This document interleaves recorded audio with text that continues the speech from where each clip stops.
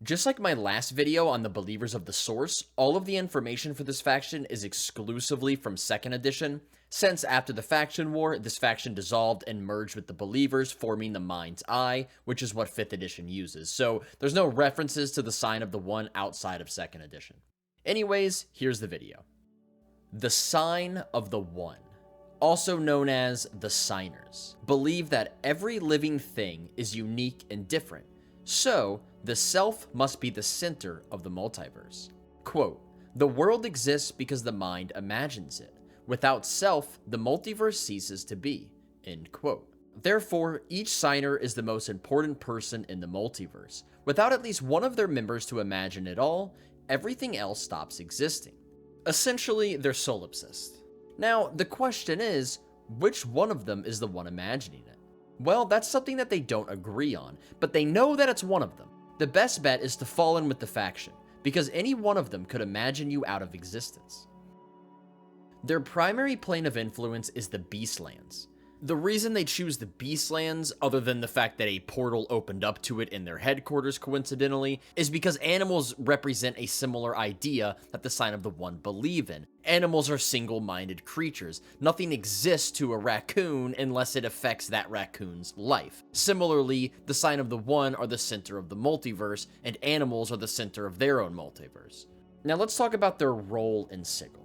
The Signers' belief that every individual is the center of their own universe makes them the only ones capable of governing Sigil. Therefore, they run the Hall of Speakers, the place where higher-ups make laws. They handle treaties, settle feuds, and all sorts of legislative functions that keep the city going. Of course, every faction has a seat on the council, but the Signers are the ones who preside over the whole council.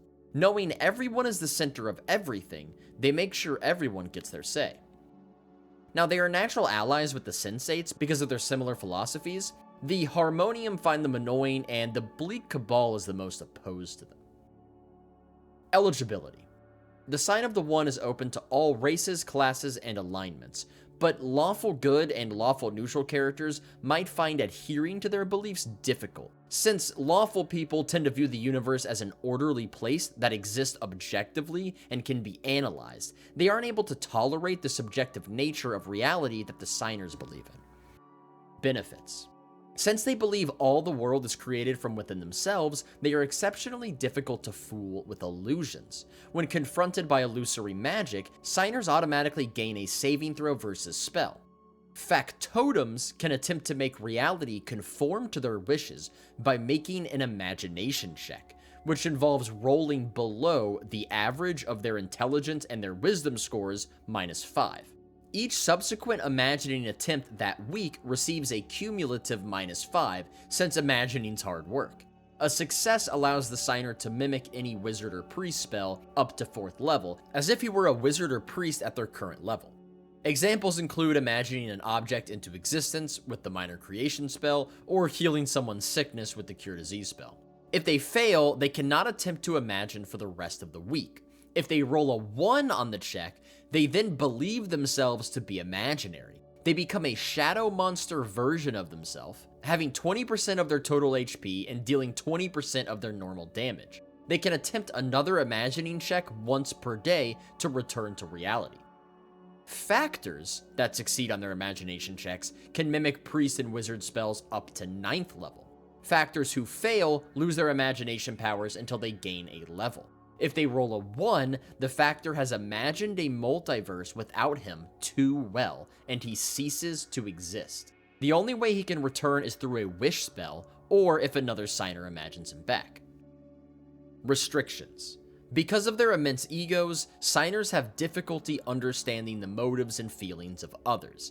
They suffer a -2 penalty to all encounter reactions and loyalty checks of NPCs. The Factol of the Sign of the One is Darius the Veil, a neutral good female human planar who is an 11th level diviner. Born in Tir Naog of the Outlands to a wizard philosopher. Her father taught her metaphysics, rationalism, hedonism, stoicism, mysticism, solipsism, and existentialism at an early age, and she realized how much power thought could have when she was taught magic. She specialized in divination, earning the title The Veil by her people, the Espreen, because it means one who dispenses wise advice. One day, an assassin named Toddy came to her for advice. He was forced by the Tanari, Zarathus, to kill a man in the Outlands named Mason, who could prevent a raid the Tanari were wanting to do on the Outlands. Mason had saved Toddy's life twice before, so he didn't want to kill him. Darius did some divination and discovered that Zarathus would die in battle, and he wouldn't have to uphold his deal or worry about retribution. She then went to Mason and realized his diplomatic abilities and strategic mind would be able to stop the raid. However, that doesn't mean stopping all the destruction caused by it. Darius's village, including her father, was destroyed in this battle. With no home left, she relocated to Sigil and fell in with the Signers and joined their faction. Some say she ascended to Factol simply by imagining herself in the position.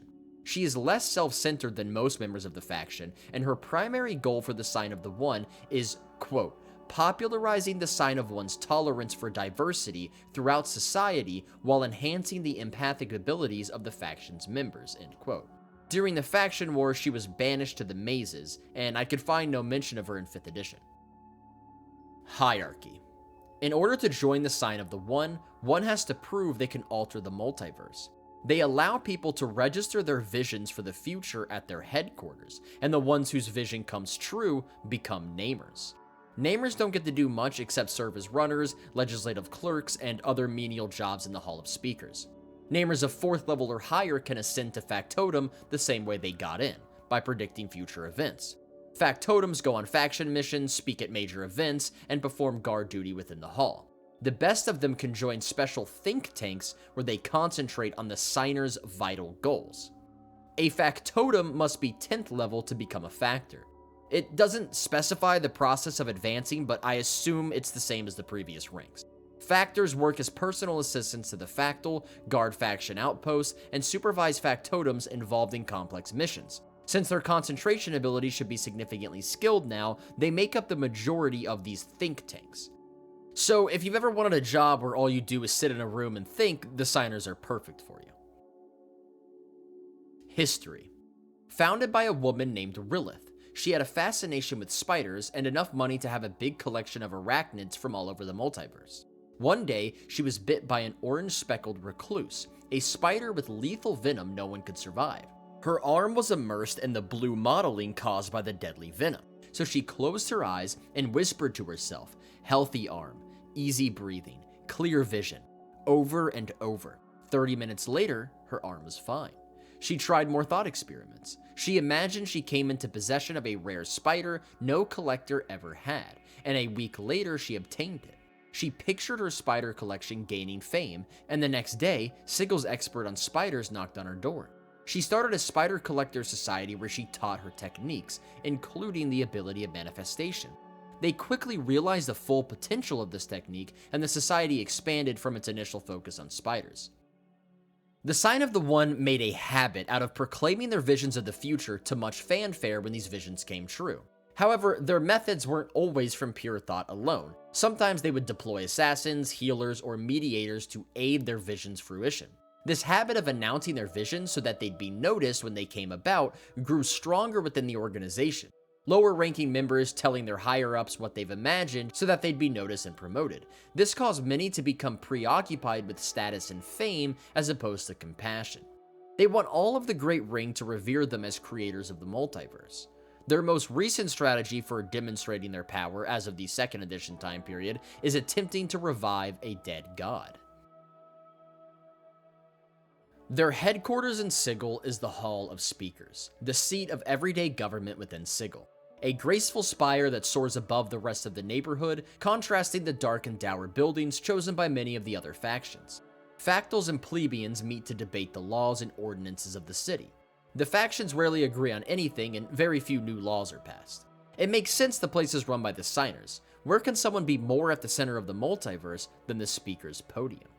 Most of the Hall of Speakers is open to the public for a fee, but the heart of the hall is private faction territory where they plot their many branching courses. Who knows how they can get anything done here, though? It's hard for a bunch of center of the universes to agree on anything. The hall itself is oval and carved from marble. The speaker's podium is where public hearings take place, a giant chamber filled with wooden lecterns scattered about. Anyone can view the hearings, but only the Council of Speakers can debate. The Council of Speakers is composed of official delegates from each legitimate faction, usually the Factol and one or two other high-ranking members. The debates are mainly performative, quote, hour-long affairs where Factols embarrass each other and themselves with thinly veiled insults, boasting, and magniloquent rhetoric, end quote. The speaker, always a signer, oversees all public sessions, presiding over debates regarding statutes, decrees, and Sigil law. After sufficient public hearings, the council retires to chambers to vote the proposals into law, or vote them down. In addition to the speaker's podium and its council chambers, the Hall of Speakers has meeting rooms, faction members' quarters, and rooms visitors rent in the upper floors. The far end of the hall is faction territory. Here is the Chamber of Concord, where the signers have faction meetings and plot out their future plans, and Rilith's Tomb, an oval hall with organic pilasters and a magical light that shines on Rilith's urn, which is carved from a massive pearl. A contingent of signers are always here thinking about their founder. They believe that if anyone stopped thinking about her, she would be forgotten, and if that happened, the entire faction could cease to exist. If everyday citizens want to voice their opinion, they go to the Trionym, a public forum 1 block from the Hall of Speakers. It consists of 3 cylindrical platforms with seating for scribes and spectators to witness the exchanges. People will throw coins at the debaters they like and throw garbage at the ones they don't like. It's essentially a glorified soapbox, and it paves the way for new factions and ways of thinking. In 5th edition, the Hall of Speakers is not a faction headquarters, since the signers merged with the believers to form the Mind's Eye, and the Mind's Eye kept the believers' headquarters as their own. In 2nd edition, the signers presided over the hall, ensuring everyone got their say. In 5th edition, it doesn't mention who, if anyone, presides over it. However, in 2nd edition, after the faction war, it did say that the Dabases took over the role of managing the Hall of Speakers, but because of work overload and because of the communication issues of a Dabas trying to talk to people, they ended up hiring out a bunch of ex-judges from the Sign of the One to fulfill the role of like judges and speakers. So I'm assuming it still works like that, where it's a mixture of Dabases and other people who were hired out by the government. But 5th edition doesn't really get into that. Maybe there are members of the Mind's Eye who preside over it, and they just don't use it as a headquarters anymore, but I'm not really sure. It doesn't specify. In addition to the Hall of Speakers, there are 2 other locations that are important to the Sign of the One. The first is Dreamhearth. When a permanent portal to the conservatory of an old Krigalin manor, Krigalin meaning of Krigala, the first layer of the Beastlands, suddenly appeared in the Hall of Speakers, they adopted the ruins of the estate for their purposes. Travelers need only to envision a speaker's key to use the exit. Now, when it comes to faction safehouses, the signers don't believe in maintaining a network of safehouses. Signers in trouble should be able to imagine themselves out of trouble, or at least manifest a hiding spot. Now, here is the dark of the organization. Here are 2 secrets about the Sign of the One. The signers have magical items called Speaker's Keys that they don't let anyone know about. They look like a mesh of gold wires set with seed pearls where the wires cross. You put the jewelry over your teeth. The wearer can always speak first in any gathering. Their voice carries over all other voices, and their words seem to have more weight to them. In game terms, you gain a +2 to initiative in verbal situations. Anyone can hear your voice up to 1,000 feet away, and listeners must make a saving throw versus spell or find their thoughts moving as the signer suggested, essentially acting as a suggestion spell. The other secret is that the Archdevil Bel, who ruled over Avernus in 2nd edition, was able to overthrow the previous ruler and become the ruler of Avernus because the Sign of the One imagined it so. Bel has vowed to perform any favor in magnitude for the faction whenever the Factol demands payment. Now, since the Factol was mazed during the faction war, and the faction of the Sign of the One no longer exists, it seems that Bel will never have to pay her back. Pretty convenient, isn't it?